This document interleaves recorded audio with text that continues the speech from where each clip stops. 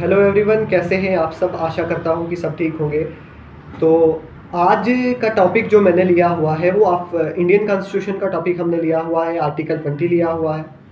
तो आर्टिकल 20 पे आज हम थोड़ी सी डिस्कस करने की कोशिश करेंगे। तो देखिए, आर्टिकल 20 का जो हेड नोट है वो है protection in respect of conviction of offence.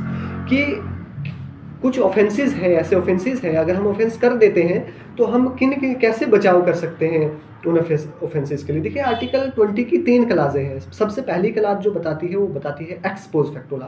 दूसरी क्लाज जो बताती है वो बताती है जब डबल जियोपार्डी। और तीसरी क्लास बताती है सेल्फ इंक्रिमिनेशन। हम विस्तार के साथ थोड़ा थोड़ा करके इन 3 क्लासों को डिस्कस करने की कोशिश करेंगे और कुछ जानने की कोशिश करेंगे। देखिए, एक्स पोस्ट फैक्टो लॉ क्या होता है। देखिए, लेजिस्लेचर के पास पावर है लॉज बनाने की, चाहे वो प्रोस्पेक्टिव नेचर के लॉज बनाए, चाहे वो रेट्रोस्पेक्टिव नेचर के लॉज बनाए हैं। प्रोस्पेक्टिव नेचर के लॉज वो लॉज होते हैं, अगर लॉ जैसे एग्जांपल ले लेते हैं हम। इस बार 2023 में कोई 3 क्रिमिनल कानून इन्फोर्स में आए थे 1 जुलाई 2023 में।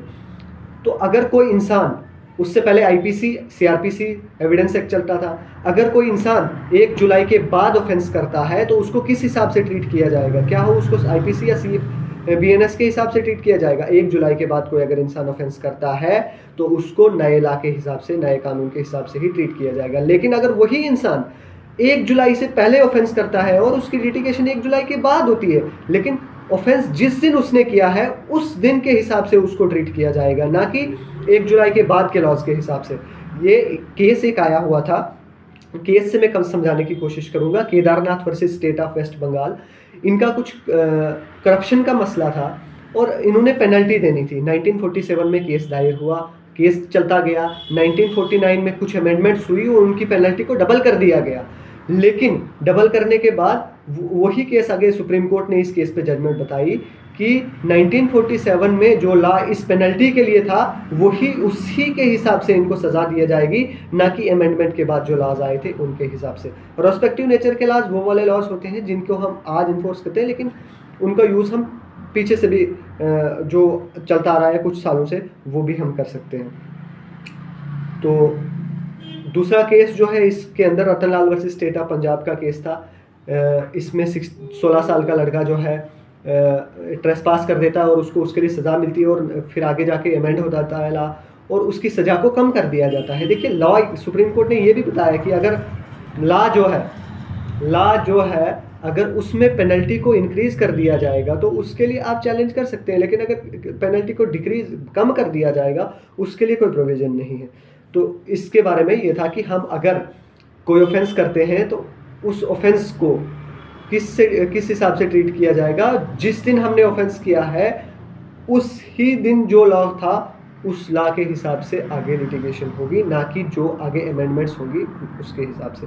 ये आर्टिकल 20 की क्लास 1 बताती है। हाँ, चलो अब हम आते हैं क्लास 2 के अंदर, जो हमें बताती है डबल जियोपार्डी। डबल जियोपार्डी का ये मतलब है कि a man should not punish A same offence twice. एक इंसान को आप एक ऑफेंस के लिए 2 बार सज़ा नहीं दे सकते।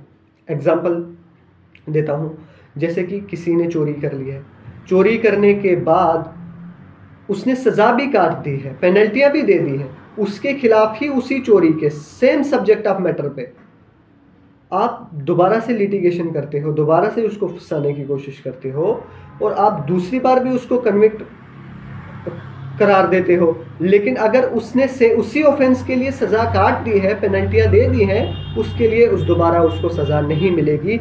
ये प्रोटेक्शन हमें आर्टिकल 20 क्लास 2 देता है कि एक इंसान को एक ऑफेंस के लिए सिर्फ एक बार ही सज़ा मिल सकती है, 2 बार हम उसको सज़ा नहीं देते। उसके बाद तीसरी क्लास जो हमें बताती है वो है सेल्फ इंक्रिमिनेशन। सेल्फ इंक्रिमिनेशन का मतलब यही है कि एक इंसान को आप ज़बरदस्ती नहीं कर सकते। एक ऑफेंडर को हम कह सकते हैं, एक क्रिमिनल को जिसने ऑफेंस किया है उसको आप ज़बरदस्ती नहीं कह सकते अपने ही खिलाफ गवाही देने के लिए।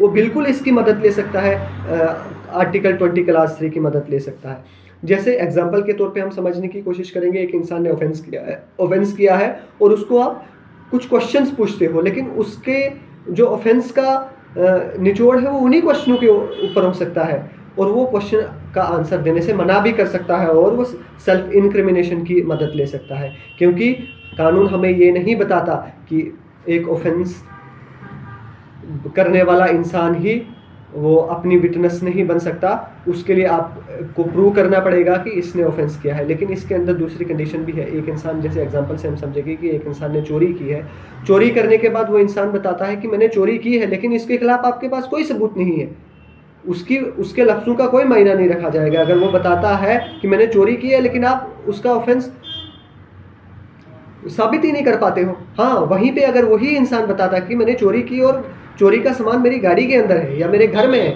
और वो सामान आपको मिलता है, तब आप उसको कह सकते हैं कि जी बिल्कुल ये कन्विक्टेड है।